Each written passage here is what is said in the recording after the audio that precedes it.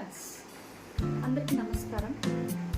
ఈరోజు నేను మీకు ఏం చూపిస్తున్నానంటే గార్లిక్ రైస్ వితిన్ 5 minutesలో.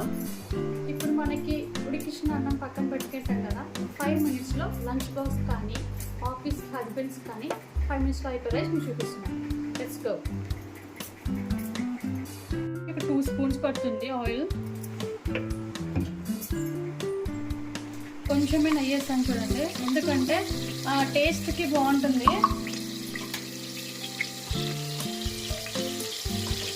సిమ్లో పెట్టేసుకొని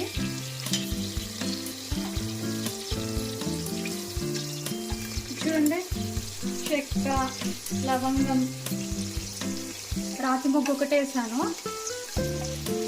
గోడంబి కూడా వేసాను, కొంచెం కిస్మిస్, ద్రాక్ష, కొన్ని గోడంబి ఉంటాయి లేవన్నీ వేసేసా.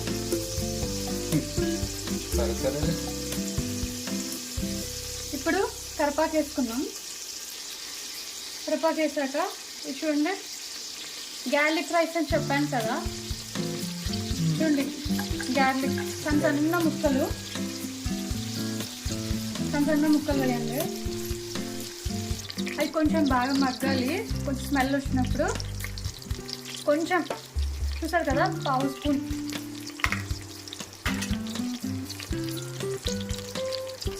ఒక 1/2 spoon అల్లం పేస్ట్ వేసాను. బాగా కలిపేసింది.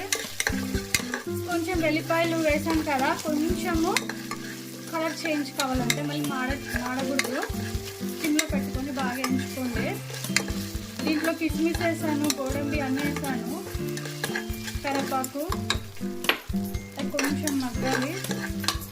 ఇది చూడండి, కలర్ చేంజ్ అయినాయి కదా. ఇప్పుడు వచ్చేసి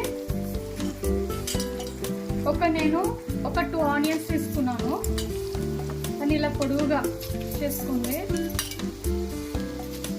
దీంట్లోకి కొత్తిమీర వేసేసేయండి. నేను ఒక 5 తీసుకున్నాను పచ్చిమిర్చి, హాఫ్కి కట్ చేసాను చూడండి.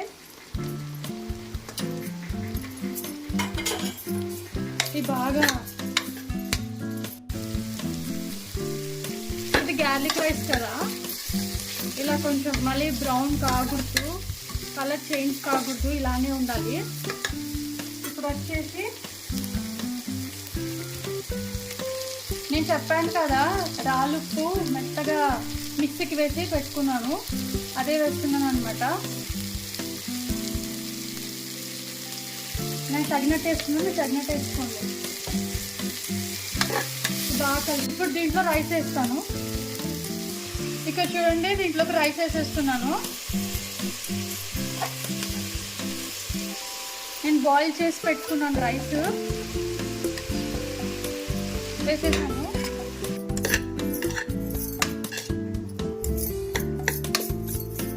కలిపేసాను కదా. నేను 1 spoon తీసుకున్నాను మిరియాల పొడి, 1 spoon తీసుకున్నాను.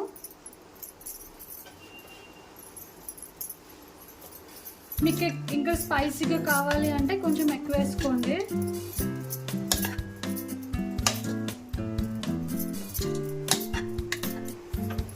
ఇంకా అయిపోయింది చూడండి, గార్లిక్ రైస్ రెడీ. వితిన్ 5 minutesలో అయిపోయింది. ఇది చూడండి, ఇప్పుడు నేను గార్లిక్ రైస్ చేశాను కదా, మా ఆయనకి చూపిస్తున్నాను. టేస్ట్ ఎలా ఉందో చెప్తాను. ఏమండి చూడండి టేస్ట్. సూపర్ అండి, చాలా బాగుంది, ట్రై చేయండి. ఎవరైతే కొత్తగా ఛానల్ చూస్తున్నారో లైక్ చేయండి, షేర్ చేయండి, సబ్స్క్రైబ్ చేయండి.